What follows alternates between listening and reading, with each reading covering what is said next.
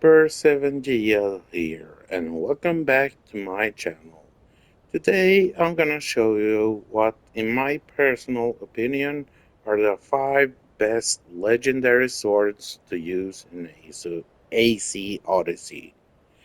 Well, let's jump right into it. Yahoo! The first sword we'll be taking a look at is the Blade of Yemenis. Yeah, its appearance is not exactly fitting in the ancient Greek world, but wait till you see its engravings.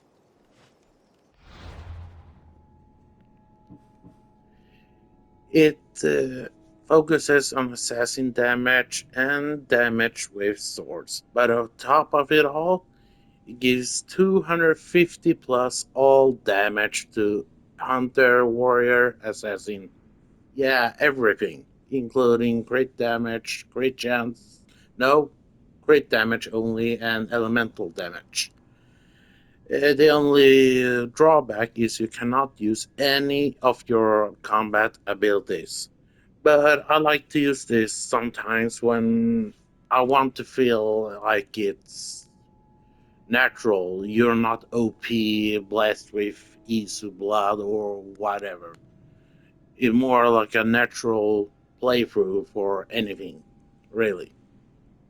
I recommend this for those of you who wants to experience that. And yeah, all right, let's move on to the next one. At number 4, we have Cyphos of Dion.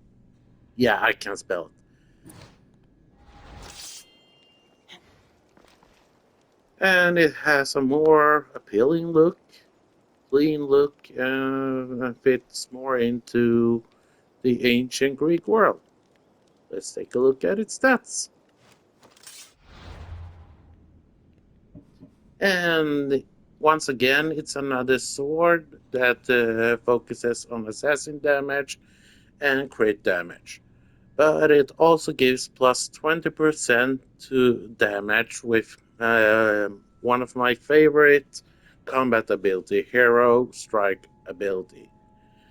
And this is also good for those of you who also likes the hero strike ability, or those of you just likes to increase and focus on assassin damage. Alright, moving on to number 3.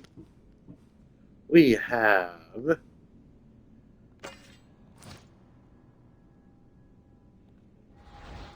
Harpy of Perseus. Yeah, it's looking kind of mean, and I like the tad bit of the red coloring, like it's on fire or something like that. Yeah, it is. Huh. Never noticed that until now. Anyway, let's move on to its engravings and stats. And this one focuses on hunter damage and crit damage. But the best legendary engraving is that it reduces cooldown duration for every single ability. You have hunter ability, warrior ability, assassin ability.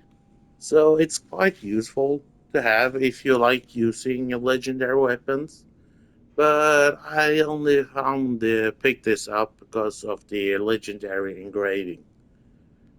And once again, it's also a sword for those of you who likes to use only hunter or focus on hunter-based abilities. All right, let's move on to number 2. And we have Pandora's Scopis. Once again, it's really good looking, but I once again don't feel it fits into the ancient Greek world. Although it is a legendary weapon, and a glow can probably indicate that it belonged to one of the Isu entities. I don't know. But let's check out its engravings and stats.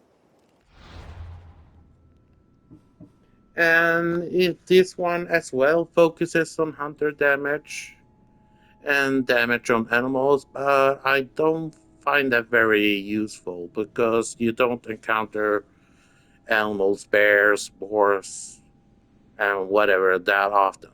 But it gives also has one of my favorite engravings, and it gives plus 50% damage and 100% health for tame beasts. If you like taming and bring along one of your wild animal partners. But even and that is very good in actual combat situations. But you should be aware that when you jump off cliffs or ledges, be prepared because your team partner can literally drop dead from just that, despite this legendary engraving. And now let's move on to my favorite legendary sword, Curse Gornanium. Oops, wait, gotta change it back. Hold on. No. Here we go.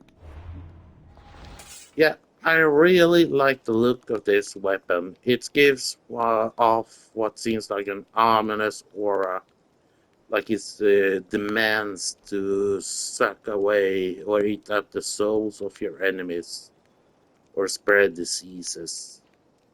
Yeah, fits really well into the ancient Greek world era.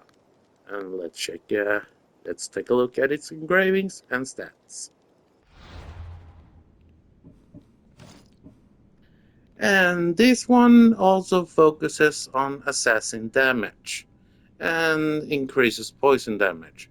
But here is also one of my favorite engravings. Poison or intoxicate applies to nearby enemies. And I love that. I really love that because intoxicate or poison elemental damage weakens your enemy's attack damage and lowers their armor or defense. So it's really useful for those close quarters combats. And I also added one of my other favorite engravings, burning applies to nearby enemies. Because I like using poison elemental for close quarters combat and burning on my bows. Because if you use fire damage or burning in close quarters combat on your enemies and you're in bushes or near tents or something like that, yeah, the guys you set on fire can burn up everything, bushes, tents, whatever. And if you're inside one of them, yeah, your own A gets set on fire. And that's why I prefer poison close quarters combat instead of fire. And that is all. And if you had any questions, just write them away in the comment section. Hope you enjoyed, and once again, I'm not very good at these things. I don't talk very much. But hope you enjoy, and well, I'll see you again when I do. Oh, and one more thing. This is my own personal opinion, but there isn't just one specific best or most damaging engravings or weapons or gear. AC Odyssey, it's all about your own playstyle. What do you feel is your own Odyssey? It's that's what all Odyssey is all about.